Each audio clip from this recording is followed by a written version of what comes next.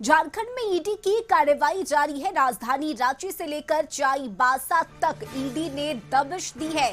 कई ठिकानों पर एक साथ छापेमारी की है और ईडी की टीम ने आईएएस मनीष रंजन, मंत्री मिथिलेश ठाकुर के पीएस हरेंद्र सिंह, मंत्री के भाई विनय ठाकुर समेत कई विभागीय इंजीनियर्स से जुड़े 20 ठिकानों पर एक साथ धावा बोला। पेयजल एवं स्वच्छता विभाग के जल जीवन मिशन में अनियमितता से जुड़े मामले में कार्रवाई कर रही है और पूरा मामला जल जीवन मिशन से संबंधित है। 23 करोड़ की अवैध निकासी को लेकर रांची के सदर थाना में एक एफआईआर दर्ज की गई थी, जिसमें पुलिस ने एक कैशियर को गिरफ्तार किया था जो अनुबंध कर्मी के तौर पर कार्यरत था। और इस मामले में ईडी ने पूर्व दिनों में ईसीआर भी दर्ज की थी और अब मामले में ईडी की टीम छापेमारी कर रही है।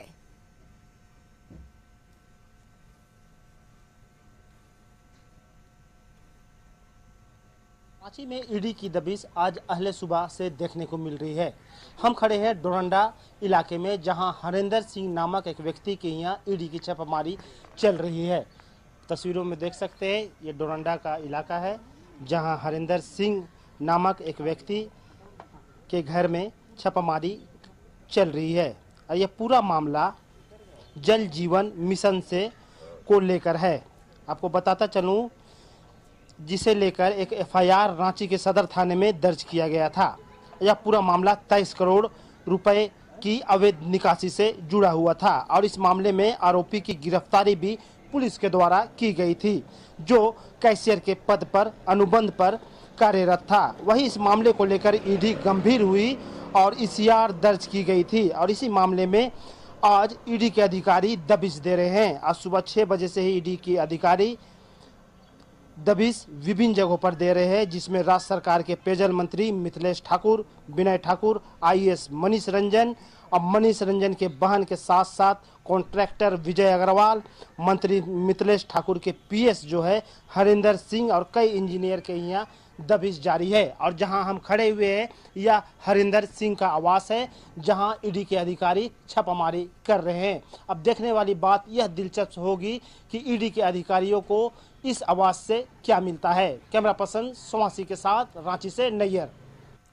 वहीं रांची में ईडी की कार्रवाई पर मंत्री मिथिलेश ठाकुर ने प्रतिक्रिया दी है और उन्होंने कहा है कि ईडी की छापेमारी अब केवल राजनीतिक लाभ के लिए होती है। बीजेपी राज्य में हार चुकी है और इसलिए ये लोग केंद्रीय जांच एजेंसी का उपयोग कर रहे हैं। समझ रहे हैं और ये इसके अंदर हम लोग अब यूज टू हो गए। इससे अब किसी तरह का हम लोगों को अब नहीं लगता कि कोई, क्योंकि ये तो कहीं से भी ईडी के रेट नहीं है, ये पूरी तरह से राजनीतिक रेट है। ये जब इन लोग जब जनता की अदालत में देखते हैं कि अब जनता की अदालत में हम पूरी तरह से फेल हो गए, जनता ने इन्हें नकार दिया है पूरी तरह से, तब ये इस तरह का अपना हथकंडा अपनी केंद्रीय एजेंसियों को लगाते हैं। लेकिन मैं ये कहना चाहूँगा आपके माध्यम से कि ईडी अगर पूरी पारदर्शिता के साथ काम करे तो पूरा सहयोग हम लोग करने के लिए तैयार हैं। और रांची से सहयोगी नैयर इस वक्त हमारे साथ जुड़ गए हैं। नैयर, देखिए सुबह से ही छापेमारी चल रही है। लगभग 25 ऐसे ठिकाने हैं जहां ईडी की टीम पहुंची है। अभी क्या कुछ ताजा अपडेट मिल रही है वहां से?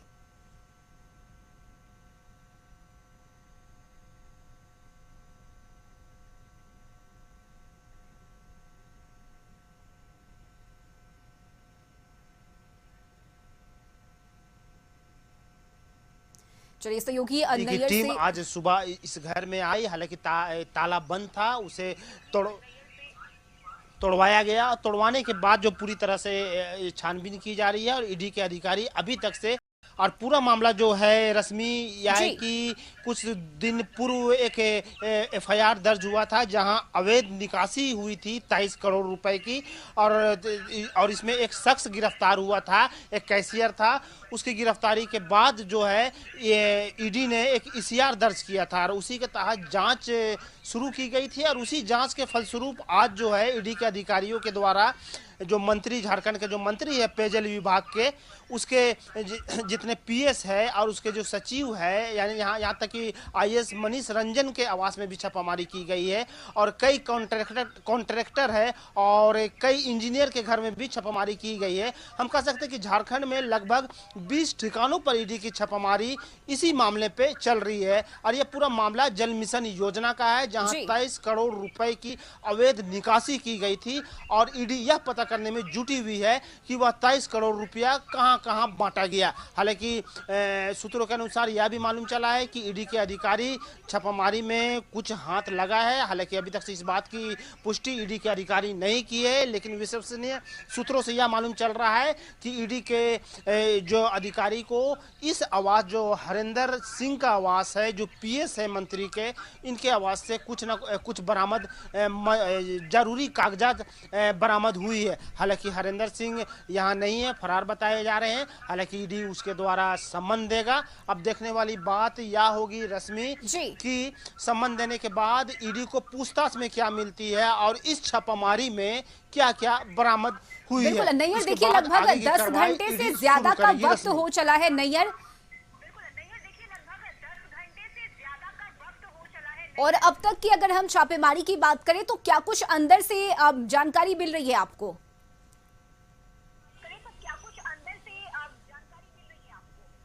देखिए, ईडी एक केंद्रीय एजेंसी है और इसके द्वारा जो भी अगर छापामारी में कुछ बरामद होती है तो वो सबसे पहले अपने दिल्ली में इस बात को इन्फॉर्म करते हैं और उसके बाद दिल्ली से एक प्रेस रिलीज जारी होता है, वो शाम तक जारी हो जाएगा। तब उसके बाद मालूम चलेगा कि केंद्रीय एजेंसी के जो बीच में जो कुछ भी है, कोई भी अधिकारी बोलने में समर्थ नहीं होते, इसीलिए कुछ बताते नहीं। लेकिन कुछ देर के बाद यह बातें सामने आ जाएगी कि इस छापामारी में ईडी को क्या हाथ लगा है, क्योंकि 20 जगह छापामारी चालू है। यहां तक कि आईएएस के घर में भी छापामारी की जा रही है और कई कॉन्ट्रैक्टर के घर में भी छापामारी की जा रही है।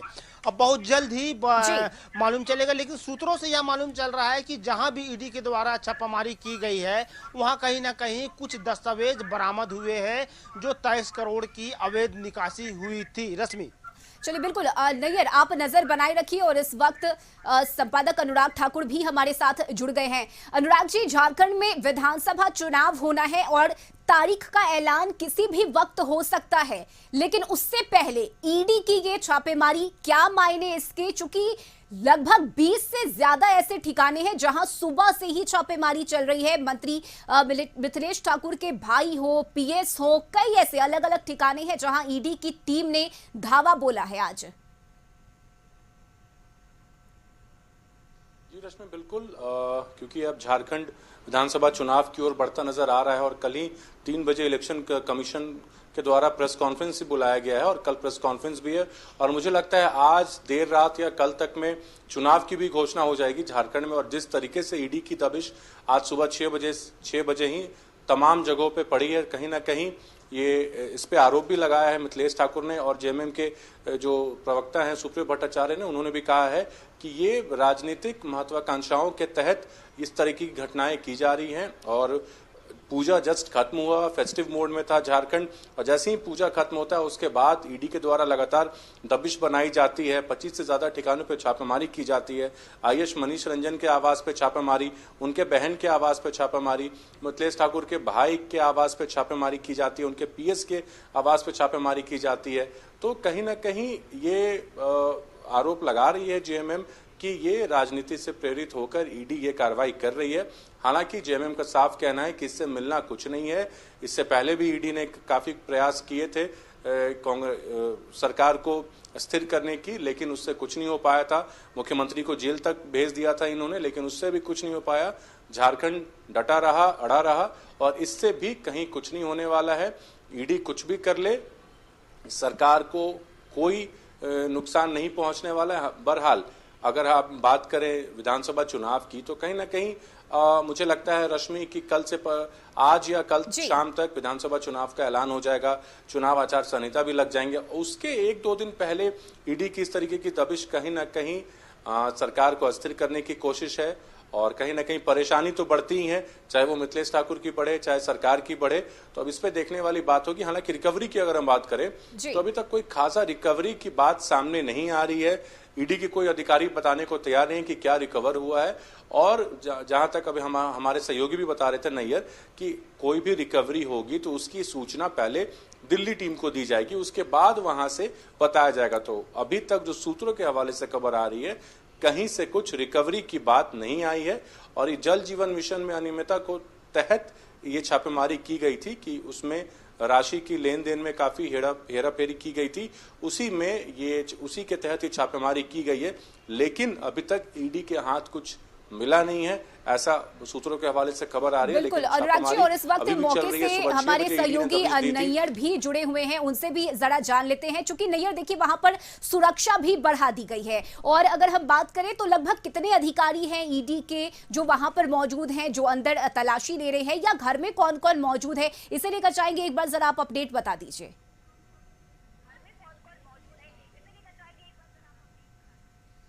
तस्वीरों में दिखाने की हम कोशिश करते हैं कि आज सुबह से ही सीआरपीएफ के बल जो है यहाँ हरिंदर सिंह के आवास के बाहर खड़े हुए हैं, और अंदर जो है ईडी के अधिकारी पूरी तरह से जांच में जुटे हुए हैं। और कम से कम लगभग 2 गाड़ी में बैठकर ईडी के अधिकारी आए थे, 2 इनोवा थी और एक मिनी बस भी थी। तो लगभग आधा दर्जन अधिकारी इस घर में जमे हुए हैं, और जो खाना पीना भी है वो अंदर ही मंगाया जा रहा है। और जो जांच है वो लगातार निरंतर 10 घंटा हो गई है, लगातार चल रही है। यानी कि हम कह सकते हैं कि इस घर में कहीं ना कहीं ईडी को कुछ जरूरी कागजात या दस्तावेज बरामद हुई है, तब इतनी लेट हो रही है। क्योंकि हरिंदर सिंह जो जिनका आवास है, जो पीएस है, वह इस घर से फरार है। अब परिवार वाले कुछ भी बताने से परहेज कर रहे हैं। अब हालांकि परिवार वाले को कोई परेशानी नहीं हो रही है, उन्हें ईडी का अधिकारी अलग कर दिए हैं। और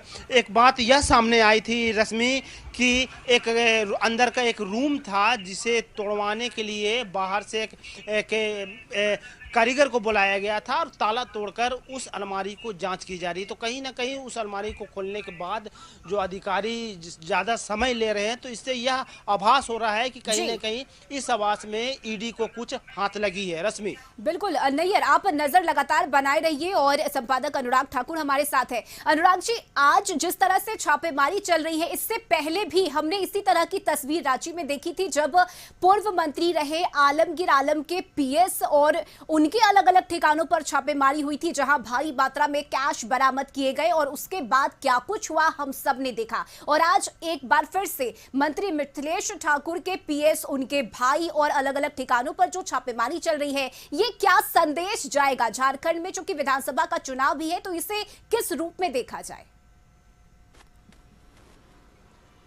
जी रश्मि, बिल्कुल संदेश इसका बिल्कुल साफ है।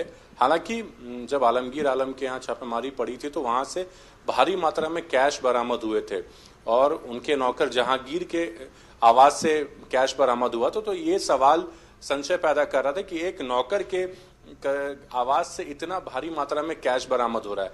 लेकिन यहाँ की अगर हम बात करें तो यहाँ कैश की रिकवरी नहीं है, यहाँ पे एक अभियान में अनियमितता का आरोप था, उसी के बाद ईडी की टीम दबिश करती है।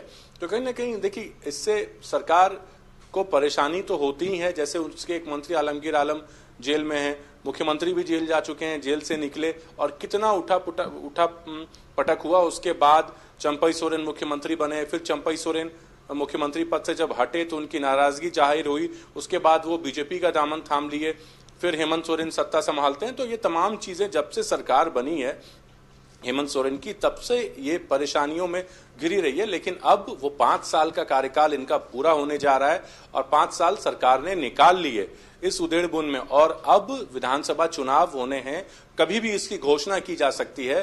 राज्य चुनाव आचार संहिता लागू हो जाएगा राज्य में, कभी भी इलेक्शन कमीशन इसकी घोषणा कर सकती है। उसके बाद भी अगर ईडी की टीम जिस तरीके से दबिश डाल रही है, तो कहीं ना कहीं अगर ये आरोप जेएमएम की तरफ से लगाया जा रहा है, तो उससे राज्य के लोग भी कह रहे हैं कि अब जब चुनाव होने हैं तो फिर ईडी की इतनी दबिश क्यों। और एक होता कि अगर कैश की रिकवरी होती, जैसे आलमगीर आलम वाले मामले में कैश रिकवर हो गया था, तो वो मामला समझ में आ रहा था लोगों को। लेकिन इसमें अभी तक कैश की रिकवरी नहीं है। मैं फिर बता दूं, जो डॉक्यूमेंट्स हमारे संवाददाता नैयर बता रहे हैं, कुछ कागजात मिले हैं, तो कागजात से कुछ अभी पुष्टि नहीं हो रही है। और अब देखने वाली बात यह होगी, इंतजार सबको इसका है कि आखिर ईडी कुछ रिकवरी शो करती है, क्या सचमुच अनियमितता थी, क्या सचमुच रिकवरी हुआ है, क्या कैश रिकवर हुआ है या डॉक्यूमेंट्स रिकवर्ड हुए हैं या कुछ और ईडी को मिला, उसके बाद ही इस पूरा मामला स्पष्ट हो पाएगा। बहरहाल क्योंकि अब इलेक्शन कभी भी अनाउंस हो सकते हैं, मैं बार बार यही बताना चाह रहा हूं, उस समय अगर ईडी की टीम दबिश डालती है तो कहीं ना कहीं ये ईडी भी सवालों के घेरे में आती है। जिस तरीके से राज्य में अभी ये हलचल चल रहा है, सभी लोग इलेक्शन मोड में आ गए। बीजेपी की बैठक चल रही है, जेएमएम की बैठक चल रही है सोराय भवन में, कंटिन्यू इलेक्शन मोड में राज्य जा चुका है। उस बीच में ईडी की दबिश कहीं ना कहीं परेशानी तो बढ़ती है। बिल्कुल अनुराग जी, और ऐसे में देखना होगा कि अब ईडी के हाथ क्या कुछ सबूत या क्या कुछ कागजात लगते हैं। बहुत शुक्रिया अनुराग जी आपका तमाम जानकारी के लिए, साथ ही सहयोगी नैयर आपका भी बहुत शुक्रिया अपडेट्स बताने के लिए। तो झारखंड में ईडी की दबिश लगातार जारी है और मंत्री मिथिलेश ठाकुर के पीएस, उनके भाई, लगभग 20 से ज्यादा ऐसे ठिकाने हैं जहां सुबह से ही ईडी की छापेमारी चल रही है।